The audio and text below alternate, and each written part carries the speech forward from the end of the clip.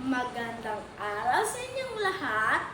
Ako po si Antonio II Beltran, ang inyong gabay na ngayong araw sa makasaysayan Noong Santiago o mas kilala bilang Fort Santiago sa Intramuros, Manila.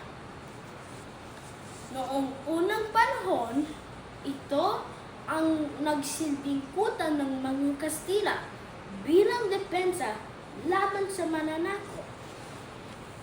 Sa parehong lugar rin, kinalong ang ating pabansang bayani na si Dr. Jose Rizal. Ang puok na rin na ito ang ginamit ng mga Hapones bilang lugar ng torture at bilangguan. Ngayon, tinuturing na mahalagang puok ang Fort Santiago, hindi lamang dahil sa kasasaysayan nito, kundi pati na rin sa turismo.